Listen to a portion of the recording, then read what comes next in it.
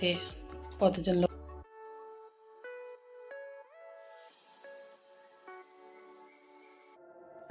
নমস্কার, hi everyone, কেমন আছেন সবাই? আশা করছি সবাই ভালো আছেন, আমিও ভালো আছি।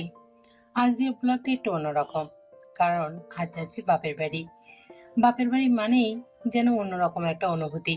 যতই নিজের সংসার হোক, নিজের বাড়ির মানুষগুলোর কাছে গেলে মনটা কেমন যেন ভালো হয়ে যায়।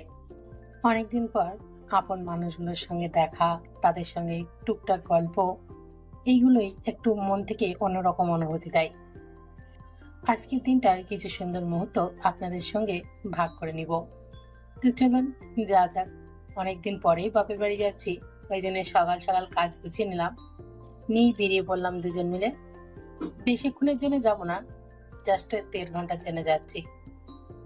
খুবই অল্প সময়ের জন্য যাচ্ছি, যাব 1.5 ঘন্টা থাকবো, আবার চলে আসবো। কি আর করবো বলুন, এই তো মেয়েদের সময়।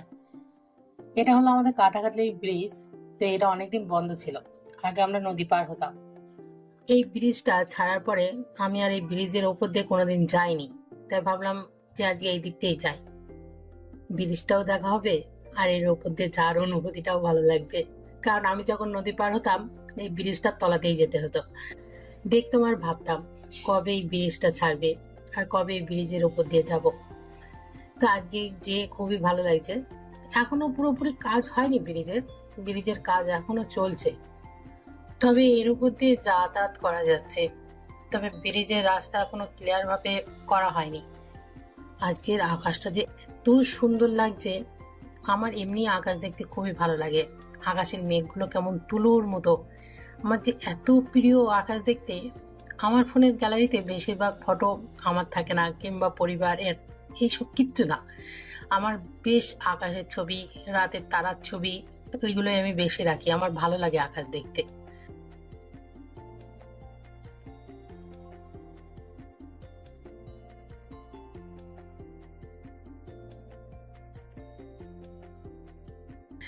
তা আপনাদের সাথে কথা বলতে বলতে আমি চলে আসলাম হাবড়া 2 নম্বর রেলগেট। আর প্রথম আমার জ্ঞানত অবস্থায় আমি হাবড়ায় এসেছি বারবার, কিন্তু কোনোদিন হাবড়ার ওপর দিয়ে এরকম মালগাড়ি যেতে দেখিনি। তো তাই ভাবলাম যে একটু শেয়ার করি আপনাদেরও। ভিডিওটা আমার কাছেও নতুন, কারণ ছোটবেলাতে এখানে থেকে থেকে অভ্যাস, কিন্তু কোনোদিন আমি এরকম ট্রেন তো যাই, কিন্তু মালগাড়ি ট্রেন আমি এখান দিয়ে যেতে দেখিনি। তো এই যে আপনাদের সাথে কথা বলতে বলতে আমাদের বাড়ি যাওয়ার রাস্তা, বাপের বাড়ি যাওয়ার রাস্তার কিছু সুন্দর সুন্দর মুহূর্তগুলো আপনাদের সাথে শেয়ার করছি। আর এখানে হলো 2 সাইডে গাছ, আমার প্রকৃতি ভালো লাগে, এই জন্য আমার বাপের বাড়ির গ্রামটাও খুব সুন্দর। চারি সাইডে শুধু গাছ আর গাছ। এই রাস্তাতে গেলে মনেই হবে না যে গায়ে একটু রোদ্দুর লাগছে। এত সুন্দর রাস্তাটা, আমার খুবই ভালো লাগে। আপনাদের সাথে কথা বলতেও ভালো লাগছে, আর চারি সাইডের প্রকৃতিগুলো দেখতেও ভালো লাগছে। কতদিন পরে নিজের বাড়ির রাস্তা দিয়ে যাওয়া, এ সত্যি এক আলাদা অনুভূতি। আমি প্রায় 1 বছর পর যাচ্ছি।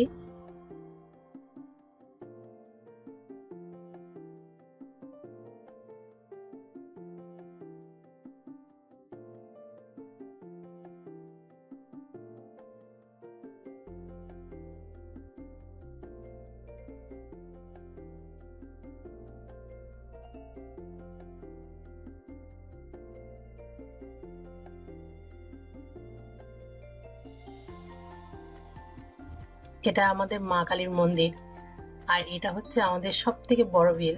আমরা ছোটবেলায় এখানে দেখেছি বর্ষার সময় কত জল থাকতো, কিন্তু এবার বর্ষায় দেখলাম জল সেরকম নেই, অনেকটাই শুকিয়ে গিয়েছে। আর যেহেতু এখন পাটের সময়, সব জায়গায় পাট কাটি শুকানো হচ্ছে, পাট কেচে গেছে। তো আপনাদের সাথে কথা বলতে বলতে আমি প্রায় বাড়ির কাছেই চলে এসেছি। এই বিলটা শেষ হলেই আমাদের বাড়ি। তার আগে রয়েছে আমাদের এখানে রাস মন্দির। এটা হচ্ছে আমার বাবার বাড়ি। কি সুন্দর তাই না? চারিদিকে গাছ, আমার তো খুবই ভালো লাগে। আর এখানে বসে বসে আমরা ভাই বোনেরা সব গল্প করছি নিজেদের মতো।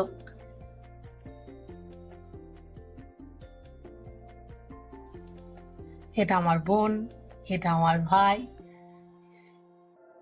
আর এইটা হলো আমার নতুন অতিথি, আমার বোনের ছেলে। এত দুষ্ট আর এত পাকা, কি বলবো। এর সঙ্গে কথা বলতেও ভালো লাগে। আমি প্রায় দিন ভিডিও কলে এর সঙ্গে কথা বলি। মানে দুষ্টুর পাকারাম। ওর একটু বিকেল হলো কিংবা ঘুম থেকে জাগলো মানে ওকে ঘোরাতে হবে।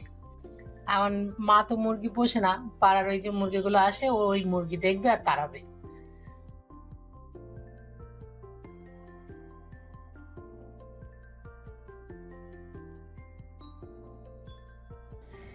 এটা আমার মা। এই যে একটা সুন্দর মুহূর্ত কাটালাম, এবার চলে যেতে হবে নিজের ঠিকানায়। তাই সবাইকে বাই বাই বলছি, আর কি করব। আজকের দিনটার কিছু সুন্দর সুন্দর মুহূর্ত আপনাদের সঙ্গেও ভাগ করে নিলাম, আর আমার সময়টাও সত্যি খুব সুন্দর কাটলো। নিজেদের মানুষের সঙ্গে কাটানোর সময়টা সত্যি খুব ভালো লাগে। বাড়ি যাওয়ার সময়ও মনটা একটু খারাপ হচ্ছিল, যেহেতু আমি বেশিক্ষণ থাকিনি, অল্প টাইম থেকেছি। মেয়েদের জীবন সত্যিই খুব অদ্ভুত, তাই না? যেখানে বড় হই, যেখানে বিয়ের আগে আমরা 18-19টা বছর ওখানে থেকে আসলাম, কিন্তু যখনই বিয়ে হয়ে যায় তখনই থাকার সময়টা কেমন আস্তে আস্তে অল্প টাইম হয়ে যায়। কখনো কখনো তো সেটা অনেকটা বছর, 2 বছর, 1 বছর পর পর যাওয়া লাগে। কি অদ্ভুত মেয়েদের সত্যি জীবনটা। এই যে বাড়ি যাওয়ার সময় দেখলাম কয়েকটা আকাশ এত সুন্দর, কি বলবো। আমার আকাশের ছবি দেখলেই আমার ভালো লাগে, মনে হয় যে এটা তুলি দিয়ে কেউ ক্যানভাসের মতো আঁকা। এত আমার যে এত ভালো লাগে। জাস্ট এখন এই যে সূর্য ডুববে আর আকাশটা দেখুন লাল টুকটুক করছে। আমার এই আকাশের ছবিগুলো এত ভালো লাগে, কতগুলো যে ছবিও তুলেছি আমি। কথা বলতে বলতে বাড়ির কাছে চলে আসলাম। কি আর করব, আপনাদের সাথে কথা বলতেও ভালো লাগছে, কিন্তু যখন এই ভিডিওটা আমি এডিট করতে বসি তখন মনটা সত্যি খুব খারাপ হয়ে যাচ্ছে। কারণ আমি অনেকদিন পরেই বাবার বাড়ি গিয়েছিলাম, প্রায় 1টা বছর পর। সবার সঙ্গে দেখা হয়ে বেশ ভালো সময়ও কাটলো, কিন্তু এডিটের সময় সাথে কান্না চলে এসেছিল। কি আর বলবো, অনেকদিন পরে গেলে যা হয়। তবে আমি তখন ভিডিওতে বাপিকে দেখাতে পারিনি, মানে আমার বাবাকে। বাপি ঘুমাচ্ছিল, ওই টাইমে আমি দেখাতে পারিনি। যদি অন্য কোনো সময় আমি আবার যাই তাহলে আমি বাপিকেও নেব আমার ভিডিওতে। জানি না আজকের ভিডিওটা আপনাদের কেমন লাগবে, কিন্তু আমার কাছে এই ভিডিওটা সবগুলো ভিডিও থেকে আজ পর্যন্ত যে কটা ভিডিও দিয়েছি তার থেকে এটাই আমার কাছে সেরা মনে হয়েছে। কারণ মেয়েদের শ্বশুরবাড়ি হওয়ার পর বাপের বাড়িটা সত্যি মেয়েদের কাছে একটা অন্যরকম অনুভূতি হয়ে যায়।